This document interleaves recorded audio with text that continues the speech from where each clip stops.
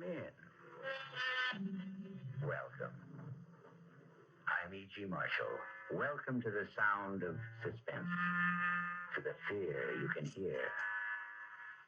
Consider this. What is the nature of danger?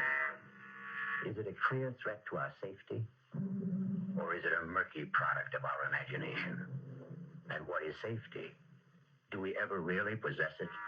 Isn't there always danger? Our tale is about a little old lady who ran from danger and was pursued by a cat. How did you get into this house? Now get... I didn't even touch you. What's the matter with you? Sooner or later, you're going to have to get out of my house. Don't you think I want to feed you? Because I'm not. There's nothing in the house to eat anyway. How in the world did you ever get in here? How am I going to get rid of you?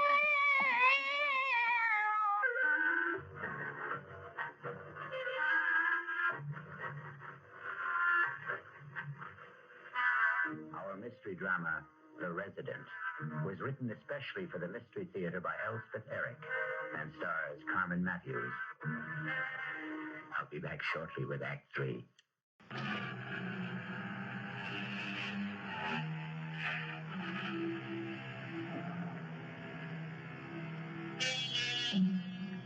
Do you believe in reincarnation?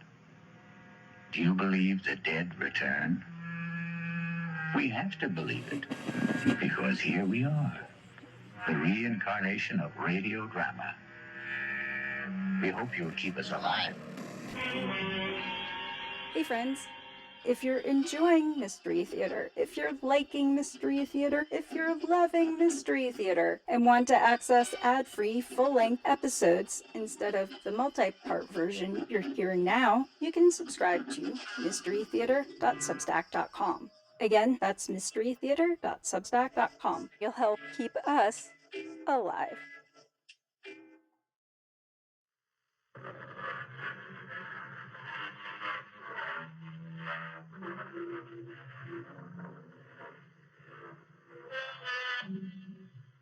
Two women in the same kitchen, plus a cat. Teeth are bared, claws are unsheathed, fur flies. It's a cat fight. What else could it possibly be? Did she hurt you? My arms are bleeding. Your face is bleeding too. And my hands. What got into her? I can't imagine. I thought she was Have asleep. you got some iodine? I haven't unpacked it Well, yet. unpack it. I wouldn't know where to look. Then give me some soap and water. Yes, that will do just as well. I thought that damn cat liked me. Well, you can never tell with cats. Maybe she didn't like me, but she respected me. It is very hard to get respect from cats. As hard as getting them to like you. Oh, here's the water. And here's a towel. There's no soap. This water isn't very hard. Well, it's the best I can do. Oh. Well, that's enough. You can use it now. I don't need it. Why don't you need... Why, look at you. You haven't got a scratch. That cat didn't even touch you. But we were standing right together. She came between us. Why didn't she scratch you? Why just me? I wouldn't know. It couldn't be that she likes you. No, I don't suppose so. Once in a very long while, a cat falls in love. Well, I've never heard of that. When a cat falls in love, it's disgusting. They lose everything that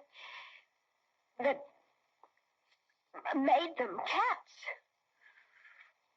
Proud, beautiful animals, aloof, untouchable, sitting in the softest spots, staring at things no one else can see, thinking their secret thoughts. Why, the ancient Egyptians worshipped cats, kept them in temples, bowed down to them. They knew what cats are. The inscrutable, the unknowable. But when a cat falls in love, Everything is changed. What happens, Viola? The cat becomes the lowest of the low. Shameless. Cringing, rubbing up against the person she loves, wanting to be touched, to be held. Not looking off into the distance anymore, only watching where the loved one moves. And when will he return to the cat who is waiting so patiently, loving and longing without dignity, without pride? It sounds sweet. It's sickening.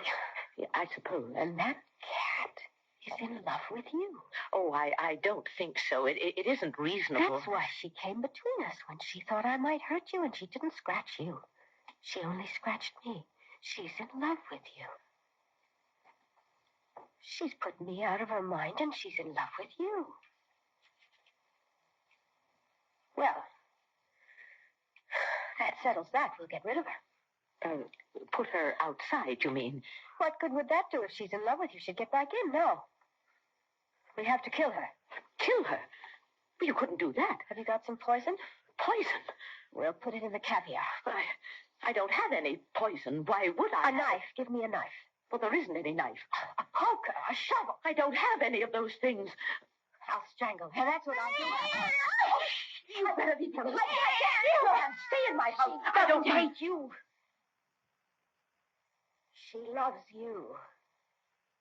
Viola, you don't mean that I should...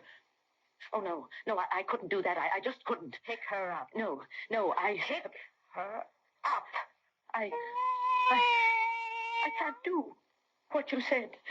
I can't strangle a cat. You didn't mean it, did you? We'll take her upstairs, and we'll throw her out the window. Come on. No, we can't do that. Nevertheless, it's what's going to be done. It's what you're going to do. Up the stairs now. I'm right behind you. Keep going. I never wanted this cat in my house, but that doesn't mean that I wanted this. Keep going. In here. Oh, good. The window's open. Go ahead. Throw her out. I can't do it. Yes, you can. Just lean out and drop her. The doorbell. Come back here. Oh, it's a friend. Someone remembered. I'm coming. Wait, I'm coming. Another letter, Miss Flip. Oh, come in. This one's addressed to you. Oh, please come in.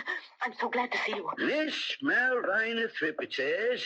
Nothing like hearing from a friend, is there? Listen, they're in the bedroom. She's going to kill her. Hold on now. Maybe she has already. She wanted me to do it, but I couldn't. What bedroom is this, Miss Flip? The front one. Top of the stairs. I look outside. Maybe she's there. Maybe she fell in a tree or a bush or something. Cat? Where are you? Are you all right, Cat? Oh, please, be all right. I didn't want you in my house, but that was all. I never meant that you should... Oh, where are you? Yes, I'm here. What did you find upstairs? Nobody. Nothing. Nobody? No cat? No cat. Wasn't there a girl? A young girl? Nobody. Nothing. Oh, both of them couldn't have gone out the window. I don't think both of them... Look, Miss Tripp, you're all shook up. Why don't we go into the kitchen and I'll pour you some coffee? I threw the coffee at her. There isn't any. Well, I'll make some fresh, and you can tell me all about the cat and the girl, the whole dream. It wasn't a dream. Well, what if it was? Do you think it could have been a hallucination? Maybe something like that. You remember I told you there was a cat in my house. And I told you I'd inquire around about a lost cat, and I did. But nobody's lost a cat. This girl, this Viola, she went and bought things at the store. Look, all these groceries. She bought them. I didn't. And caviar for the cat. She charged everything to me. You sure it wasn't you charged all these things? I haven't been out of the house. What would I have done if you hadn't rung the bell? Viola was going to make me throw the cat out of the window. Miss Tripp, maybe I should call a doctor. Oh, I'll be all right now that you're here. You're my friend. You brought me a letter yesterday from Sam's garage, you remember? Addressed to resident. Yes, and I'm the resident here. I'm Malvina Tripp, and I'm the resident of this house. Sure you are. Although for a while there, I didn't know if I really was the resident of this house. Well, I wouldn't have taken the letter from you if I wasn't, would I? Resident means anybody who's living here. And I'm living here. I was at the time, and I am. Of course you are. You don't think I'm out of my head, do you? Oh, not necessarily.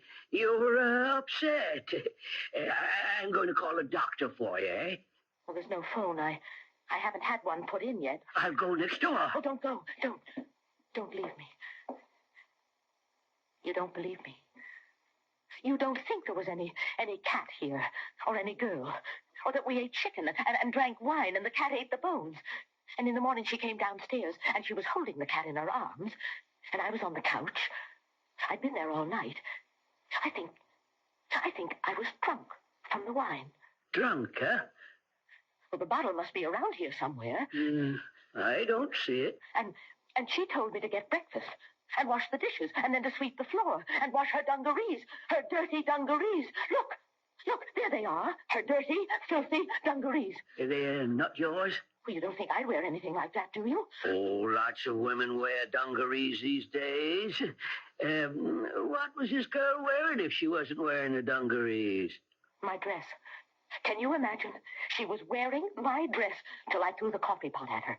Threw the coffee pot at her, did you? Yes, and the cat attacked her.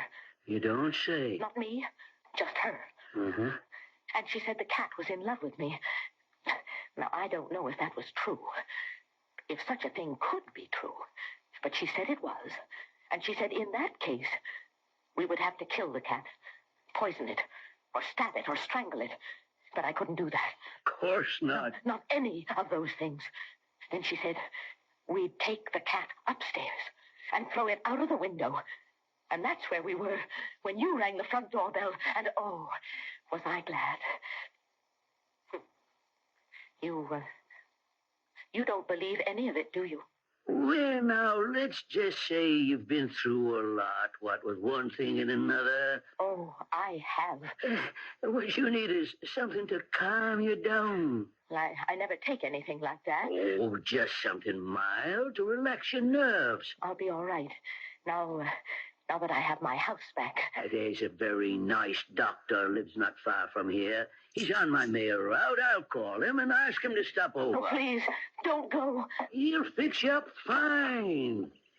Hey, look what's coming up the wall. Wyatt. Oh, cat. I'm so glad to see you. Careful, don't let her in the house. Oh, that's all right. I've gotten sort of fond of her. And she's rather fond of me. You see, almost forgot what I came by for. Got a letter for you. Another circular? Not Sam's garage again. Oh, no. Addressed to you, Miss Malvina Thripp. Well, for heaven's sakes. It's from the city, my old address where I used to live. Miss you already, do they? Well, I don't think anyone misses me. I didn't even tell anyone I was moving. Well, open the letter, why don't you? Imagine. My hands are shaking. Want me to do it for you? No, that's all right. Why, it's from the people who took my apartment, the people who used to own this house. I told you, we traded. Well, dear Miss Tripp, we hope you are enjoying the little house as much as we are enjoying your apartment. One day soon, if it's all right with you, we want to drive up and see you. Well, and how you're getting along. Also to pick up our cat. We came away in such a hurry, she got left behind. Will you be kind enough to let her share your house until we can make arrangements? She's a dear, sweet thing. Her name is Viola. And we know you will love her as much as we do.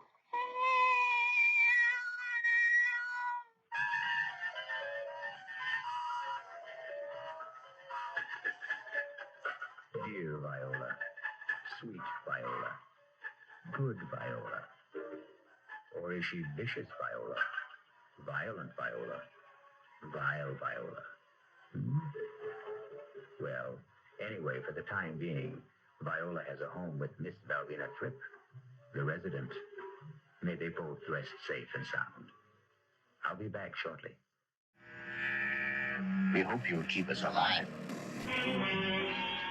Hey friends, if you're enjoying Mystery Theater, if you're liking Mystery Theater, if you're loving Mystery Theater, and want to access ad-free full-length episodes instead of the multi-part version you're hearing now, you can subscribe to mysterytheater.substack.com. Again, that's mysterytheater.substack.com. You'll help keep us alive.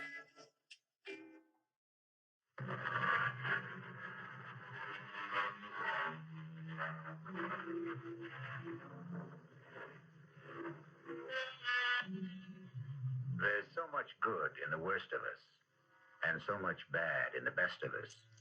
It scarcely behooves any of us to talk about the rest of us. So the poet said. Think about it. That's what I'm going to do. Our cast included Carmen Matthews, Joan Loring, and Gilbert Mack. The entire production was under the direction of Hyman Brown. This is E.G. Marshall inviting you to return to our Mystery Theater for another adventure in the macabre. Until next time, pleasant dreams.